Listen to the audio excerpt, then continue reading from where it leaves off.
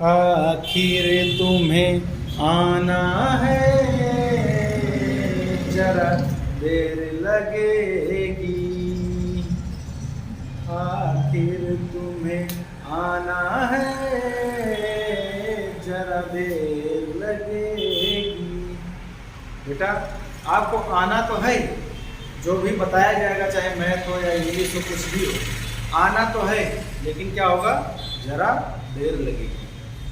ठीक है ना, देर लगेगी, पर जब आ जाएगा एक बार तो अच्छे से आएगा।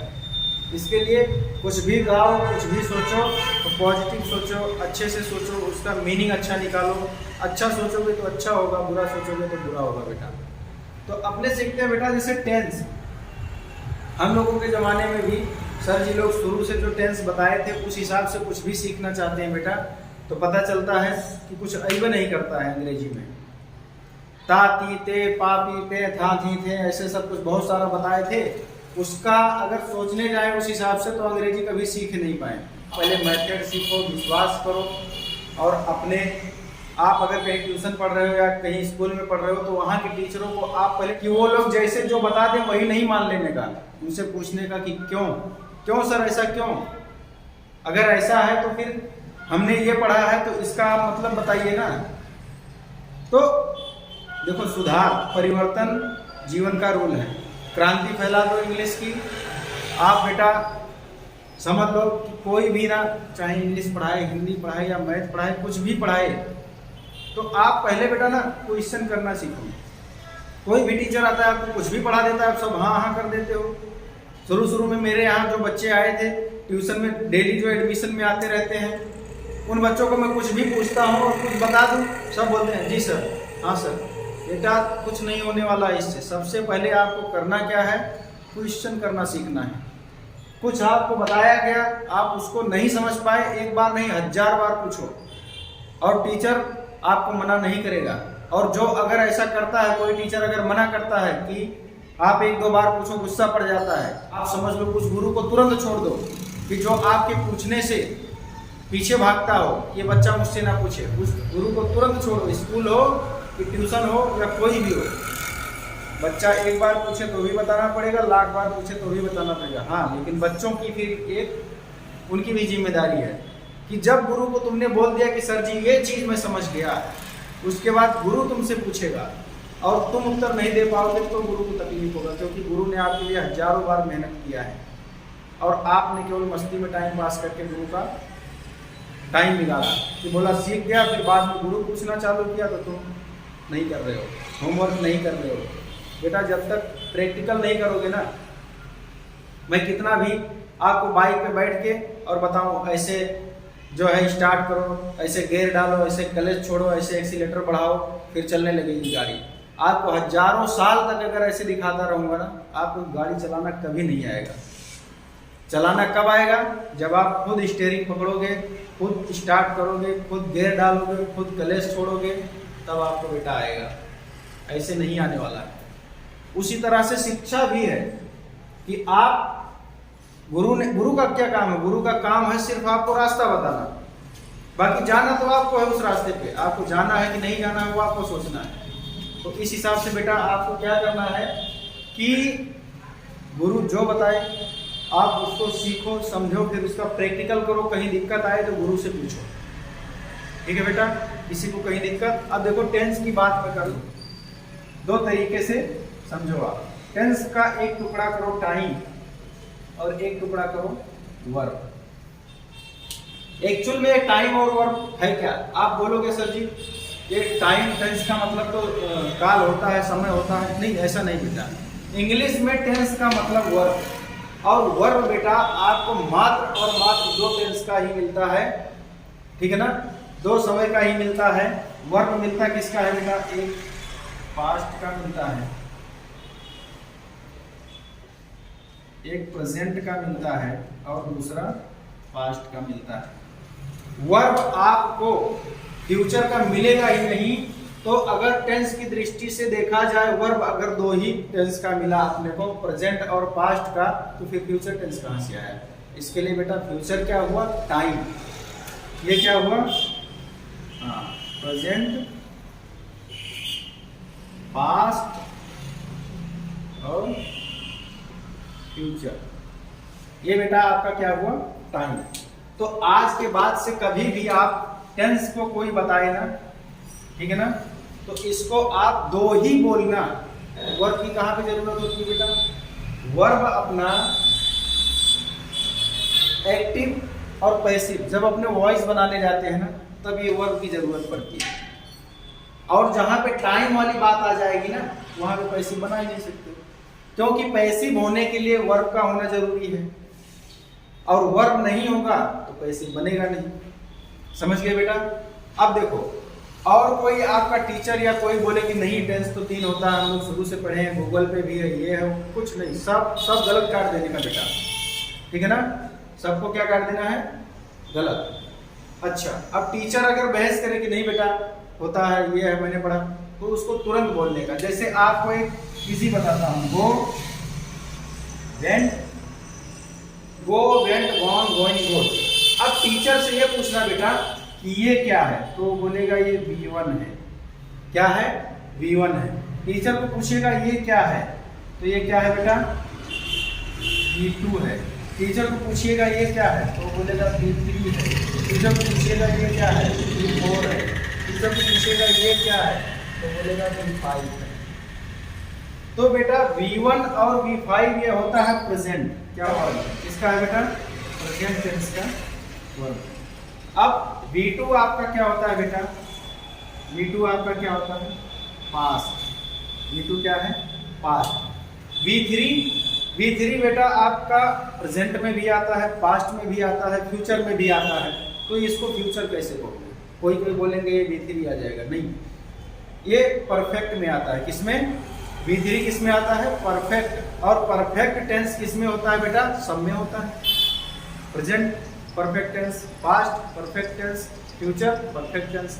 तो सबके साथ में आपका आ गया V3। समस्या हुई ना। तो टीचर को बोलो अब इसमें फ्यूचर वाला वर्ब दिखाओ। गोइंग आपका सब में कॉन्टिन्यूअस में आता है, प्रेजेंट कॉन्टिन्यूअस, पास्ट कॉन्टिन्यूअस और फ्यूचर कॉन्टिन्यूअस। तो कैसे होगा बेटा, V4 तो वहां पे आ रहा है, V5 का पहले ही बता दिया आपका। V5 प्रेजेंट टेंस में सिंपल सेंटेंस में आता है ना, प्रेजेंट टेंस के सिंपल सेंटेंस में V1 V5 यूज होता है। टीचर को बोलो अगर आप फ्यूचर टेंस का वर्ब नहीं दिखा सकते हो तो फ्यूचर टेंस होता ही नहीं। समझ गए ना। इसके लिए टेंस क्या हुआ, tense is equal to verb और verb is equal to two tense के, ठीक है ना। तो टू टेंस का वर्ब अपने को मिल रहा है, बाकी फ्यूचर का नाम का कोई चीज है ही नहीं। फ्यूचर में लोग केवल फ्यूचर की बातें करते हैं, लेकिन फ्यूचर समय की बातें करते हैं। फ्यूचर किसी ने देखा है, आपने भविष्य देखा है। मान लो आपने बोला कि मैं कल दिल्ली जाऊंगा, गारंटी है, आज रात को मर गए फिर क्या होगा। तो जो चीज देखा ही नहीं वो चीज है कहाँ, पास्ट एक आपका बीत चुका है। पास्ट क्या है बेटा, आपने बिता दिया है। तो आप बोल सकते हो कि हाँ यार मैं वहां पे गया था तो चाय पिया था, या चोट लगी थी, या एक्सीडेंट हो गया था, मतलब कुछ भी बात, या मैं गया था दोस्त की शादी हो गई थी। मतलब पास्ट तो आपने देखा है, पास्ट क्या है, देखा है। और प्रेजेंट अभी आप कर रहे हो, तो ये दोनों तो आप देख रहे हो, कर रहे हो। और फ्यूचर जो देखा ही नहीं तो उसको मानते क्यों। आ गई बात समझ में। जब फ्यूचर देखा ही नहीं तो फ्यूचर मानते क्यों हो कि फ्यूचर टेंस है। इसके लिए tense is equal to verb, और वर्ब दो, ठीक है ना, दो ही मिल रहा है। किसका किसका, प्रेजेंट का और पास्ट का। टीचर से लड़ पड़ो सम्मान के साथ, अपमान के साथ नहीं, क्योंकि टीचर की भी गलती नहीं है। क्योंकि टीचर को जिस टीचर ने पढ़ाया है वो वहां से बेचारा सीख के आया है, तो इसके लिए टीचर की भी गलती नहीं है। लेकिन उन टीचरों के लिए भी मैं ये कहना चाहूँगा कि अगर बच्चे या और कोई आपसे किसी भी चीज़ का आर्गुमेंट करते हैं तो आप उससे बहस ना करके उस पर विचार करो कि इसमें गलत क्या है और इसमें सही क्या है। परिवर्तन दुनिया का नियम है और परिवर्तन होता रहता है। जैसे एक गुरुजी महाराज हैं, आंखों से देख नहीं सकते, काफ़ी लोग जानते होंगे। हनुमान चालीसा लोग इतने दिनों से गाते हुए आ रहे हैं, लेकिन किसी ने उसमें नहीं पकड़ पाया। उसमें डेली पढ़ते हैं कि शंकर सुमन केसरी नंदन, शंकर सुमन केसरी नंदन, शंकर सुमन केसरी नंदन, तेज प्रताप महाजगवंदन, विद्यावान गुणियत चातुर, शंकर सुमन केसरी नंदन। लेकिन जो गुरु जी को आंखों से दिखाई नहीं देता, भगवान की कृपा, उन्होंने अब जाकर कुछ समय पहले बताया कि शंकर स्वयं केसरी नंदन, यानी कि उन्होंने जो इतने समय से हनुमान चालीसा पढ़ी जा रही है उसकी कमी को पकड़ा और उसको बताया, तो लोगों को समझ में आया कि हाँ, क्यों? क्योंकि शंकर जी स्वयं 11वें रुद्र अवतार हनुमान जी का लेकर के और केसरी के घर में आए। तो शंकर स्वयं केसरी नंदन, शंकर सुमन केसरी नंदन नहीं है, जो कि गुरु जी महाराज ने बहुत अच्छे से समझाया। तो कोई भी टीचर, मैं हूं कि और कोई हो, कोई नई चीज सामने आ जाए तो आप उसकी अवहेलना मत करो बेटा। आप क्या उसकी अवहेलना ना करो। और जो मेरे शिक्षक मित्र हैं उनको भी मैं विनती करता हूं कि किसी चीज़ की अवहेलना ना करें। कोई बोले ये गलत है, ये सही है, तो आप उस पर विचार करो कि अगर इसने ऐसा कहा है तो क्या होगा, शायद गलत हो, शायद कुछ तो होगा। आप सीखो ना अच्छे से, क्योंकि आपके ऊपर बच्चों का भविष्य टिका है, और बच्चे अच्छे होंगे तो भारत का भविष्य अच्छा होगा। इसके लिए कहीं पे भी छोटी छोटी बातें मिले तो आप उस पर विशेष ध्यान दो और उसको अच्छे से करो। गलती सबसे होती है, एक जानकर होती है, एक अनजाने में। जो आपने पहले गलतियां की है वो अनजाने में हुई, उसके लिए कोई दिक्कत नहीं। पर अगर कोई बच्चा टोक रहा है, आप उसको मार पीट रहे हो, मेरे पढ़ाए हुए कई बच्चे जाकर के बात करते हैं तो उनके टीचर उनको डांटते हैं, पीटते हैं, बेइज्जती करते हैं। आपको नहीं आता तो आप उसके लिए बच्चों को मत मारो, सीखो कुछ। शिक्षा मतलब सीखना और सिखाना। इंसान पूरी उम्र सीखता ही रहता है। इसके लिए कभी भी बेटा, मेरे मित्रों, साथियों, कभी बच्चों पे हाथ नहीं उठाना जब वो कोई चीज़ पूछ रहे हो, कोई बात कर रहे हो। क्या पता हम ही लोग गलत रास्ते पे जा रहे हों, कोई बच्चा ही आकर के मार्ग दिखा देवे। उसके बताने के बाद आपने अगर कुछ नहीं किया तो वो आपकी गलती है। लेकिन जब तक आपको नहीं पता है अच्छी चीज़, तब तक आप गलतियां कर रहे हो तो अनजाने में हुई है। गलती तो हुई है पर वो अनजाने में हुई है, उसके लिए माफ़ी जैसा शब्द भी नहीं है। पर बोला जा सकता है कि भाई मुझे नहीं पता था। लेकिन जानकर गलती करना वो तो अपराध हो गया फिर। इसके लिए आप लोग देखिए, समझिए हर एक चीज़ को बेटा, इसको समझिए। आगे अलग अलग कॉन्सेप्ट लेकर आऊँगा मैं, आपको सेंटेंस के माध्यम से भी समझाता रहूँगा कि टेंस है कौन सा है कौन सा नहीं है। आपको सारा टेंस और टाइम में अंतर बताऊँगा बेटा, ठीक है ना। तो इंग्लिश बहुत अच्छे से बताऊँगा, मैथ आपको अच्छी जानकारी दी जाएगी, जो भी कॉन्सेप्ट बताया जाएगा एक बार दिमाग में छप गया मतलब छप गया। हिंदी एक बार बता दिया मतलब एकदम ज़बरदस्त, फिर आपको कहीं हिलने डुलने की ज़रूरत नहीं है। जो भी समस्या हो कमेंट कीजिए। चैनल मौर्य सर के नाम से चैनल है, आप उसको लाइक कीजिए, सब्सक्राइब कीजिए। कोई भी दिक्कत है, क्या पढ़ना है, और टीचर की भी व्यवस्था हो रही है।